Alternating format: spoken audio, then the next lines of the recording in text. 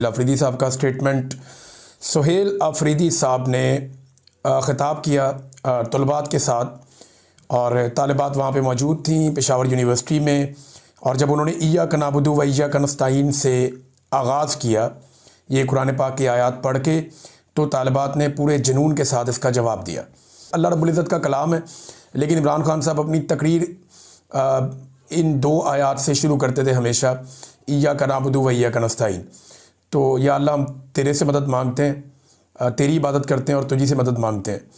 तो उसके ऊपर जो रिस्पॉन्स किया तालिबात ने, वो फिर सबको पता है कि अब इमरान खान साहब कहाँ खड़े हैं। फिर इस पे जो है वो सुहेल अफरीदी साहब ने बात भी की, और ये चंद चीज़ें हैं जो मैं आपके सामने रख देता हूँ जो सुहेल अफरीदी साहब ने जवाब दिया, इसमें DGISPR को भी। अच्छा जी, एक तो उन्होंने कहा VC साहबा आपने अंग्रेज़ी में तकरीर की जो मुझे बिल्कुल अच्छी नहीं लगी। मैंने तमाम यूनिवर्सिटीज़ को हदायत की है कि हमारी कौमी ज़बान उर्दू है और तमाम तकरीरें उर्दू में होंगी। मैं ये दूसरी मरतबा कह रहा हूँ, अब तीसरी बार मुझे गुस्सा आएगा। सुहेल अफरीदी साहब ने कह दिया, तो हमारी कौमी ज़बान उर्दू है और तमाम तकारीर उर्दू में होंगी। अच्छा, इसके बाद उन्होंने कहा जी सोशल मीडिया पर एक बंदा कह रहा है कि क्या हम KPK की बच्चियों को गारों में भेज दें। तो ये आप लोगों का ख्वाब तो हो सकता है, लेकिन इन बच्चियों का भाई ये नहीं होने देगा। हमने खैबर पख्तूनख्वा में दोबारा अमन लाया है, लेकिन बंद कमरों के फ़ैसलों ने एक बार फिर हमारी ज़िंदगी अजीरन बनाई हुई है।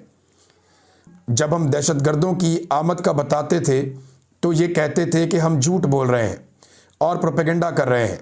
अगर मुसलसल ऑपरेशन के बाद कामयाबी नहीं मिल रही तो इसका मतलब है पॉलिसी में शिफ्ट आना चाहिए, और पॉलिसी बंद कमरों में नहीं, खैबर पख्तूनख्वा के स्टेक होल्डर्स को एतमाद में लेकर बनाई जाएगी, तो वो मुस्तकिल और पायदार अमन में अहम किरदार अदा करेगी।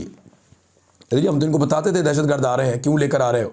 हम शोर मचाते थे तो ये कहते थे आप प्रोपेगेंडा कर रहे हैं, कोई नहीं आ रहे दहशतगर्द। मुझे अच्छी तरह याद है कि जब मैं इसके ऊपर काम कर रहा था, मुराद सईद से मेरा उन दिनों में रब्ता था। वो बेचारा चिल्ला रहा था, हर एक को फ़ोन करके बता रहा था। लोग इस पे मीडिया में बात करते हुए डरते थे।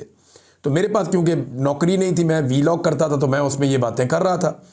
तो मुझे बाकायदा रब्ता करके मिलिट्री इंटेलिजेंस के लोगों ने ये कहा, फ़ौज के लोगों ने मुझे रब्ता करके ये कहा कि जनाब ये सारा प्रोपेगेंडा है, कोई दहशतगर्द नहीं आ रहे खैबर पख्तूनख्वा में।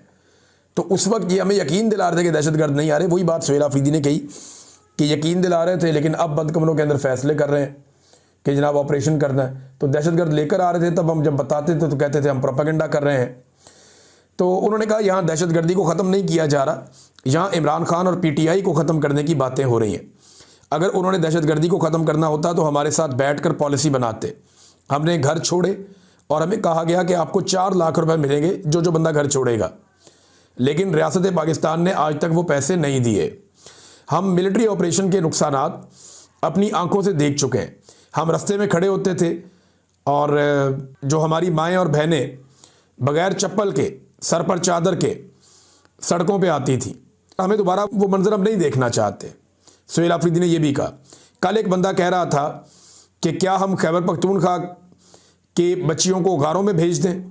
तो ये आप लोगों का ख्वाब तो हो सकता है, लेकिन इन बच्चियों का भाई ये हरगिज़ नहीं होने देगा। एक माइंडसेट को अच्छा नहीं लगता कि खैबर पख्तूनख्वा तरक्की करे, उनको अच्छा नहीं लगता कि हमारे बच्चे पढ़ें, उनको हमारे बच्चों के हाथ में कलम अच्छा नहीं लगता, क्योंकि हमें हमेशा बे से बंदूक ही सिखाया गया है।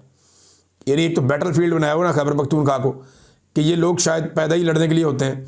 मुझे अच्छी तरह याद है, हम स्कूल में पढ़ते थे तो हमें जब पढ़ाया गया जनाब कि ये बलूच कौम है, ये पश्तून कौम है, तो हमें बताया गया जनाब कि जो बलूच और पश्तून है ना, ये बहुत लड़ाके लोग हैं। नसाब के अंदर बाकायदा पढ़ाया जाता था कि जब मेरा बेटा जवां होगा तो कंधे पे बंदूक रख के रवां होगा। ये इस किस्म की चीज़ें हमें स्कूल में पढ़ाई जाती थी। हमारे दिमागों में ये घुसा दिया गया कि ये लोग पैदा ही हुए बेचारे लड़ने के लिए। ये फैक्ट्री में नहीं जाएगा, ये इंजीनियर नहीं बनेगा, ये डॉक्टर नहीं बनेगा, ये मशीन नहीं चलाएगा, ये कोई और, मेरा बेटा जवां होगा तो बंदूक कंधे पे रख के रवां होगा। इस किस्म की शायरी हमें जो है वो पढ़ाई जाती थी कि जनाब बलूच माएँ और जो पश्तून माएँ वो ये ख्वाब देखती हैं। ऐसा कौन माँ देखती है ख्वाब। दुनिया जदीद हो चुकी है, वो तलवारों वाला दौर अब नहीं रहा, अब टेक्नोलॉजी का दौर है, आपको मईशत की वार में आना पड़ेगा। बहरहाल वो ये कह रहे हैं जनाब कि हमें तो बे से बंदूक ही सिखाया गया। खैबर पख्तूनख्वा में एक बार फिर मिलिट्री ऑपरेशन की तैयारी हो रही है। अगर मुसलसल ऑपरेशंस करने के बाद दहशतगर्दी ख़त्म नहीं हो रही और फिर से ऑपरेशन किया जा रहा है तो कौम को एतमाद में लें। अगर 15-17 साल से एक प्रैक्टिस हो रही है मगर वो कामयाब नहीं हो रही तो इसका मतलब है पॉलिसी ठीक नहीं है, उसको शिफ्ट आना चाहिए। फिर मिलिट्री ऑपरेशन में नुकसानात का जिक्र करते हुए सुहेल अफरीदी आपदीदा भी हो गए, काफ़ी रंजीदा हो गए वो। उन्होंने कहा कि मैं अफरीदी हूँ और आपको पूरे वसूख से कह रहा हूँ कि ऑपरेशन से पहले हमारे अफरीदी कबीले में भी मर्द या औरत भीख मांगने वाला कोई भी नहीं था, लेकिन बदकिस्मती से ऑपरेशन के दौरान घरों में जितने मर्द थे शहीद हो गए, सिर्फ औरतें रह गईं। और मैं जब उनको भीख मांगते देखता हूं तो मुझे तकलीफ होती है। वो रोना शुरू हो गया बेचारा शहरयार अफरीदी, ऐसी बेबसी है वहाँ पे। मिलिट्री ऑपरेशन से पहले मेरी अफरीदी कौम में एक भी भीख मांगने वाला नहीं था, ना मर्द और ना औरत। इमरान खान को ख़त्म करने की बात हो रही है। सुहेल अफरीदी ने बहुत तकलीफ़ का इजहार किया। मुझे बहुत बुरा लगता है जब हम अपनी बहनों को सड़कों पे भीख मांगते हुए देखते हैं। दहशतगर्दी को नहीं, ये इमरान खान को ख़त्म करना चाहते हैं। वज़ीर आला ने कहा कि बंद कमरों के फैसले ख़तरनाक होते हैं। मिलिट्री ऑपरेशन की तैयारी हो रही है। 22 ऑपरेशन, 14,000 टारगेटेड ऑपरेशन हो गए हैं। 22 बड़े और 14,000 टारगेटेड। हमने निशानदेही की, दहशतगर्द आ रहे हैं, हमने रिपोर्ट दी।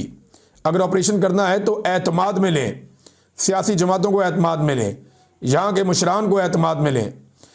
ऑपरेशन से हमारे स्कूल, अस्पताल, घर तबाह हुए। मिलिट्री ऑपरेशन शुरू होने से पहले एक भी भीख मांगने वाला नहीं था। ऑपरेशन ड्रोन अटैक, धमाकों से लोग शहीद हुए। अब वहाँ औरतें भीख मांगती हैं। हम दहशतगर्दी के खात्मे के लिए एक बार फिर कुर्बानी देने के लिए तैयार हैं। फिर उन्होंने कहा जी कि मैं इमरान खान साहब का पैगाम लेकर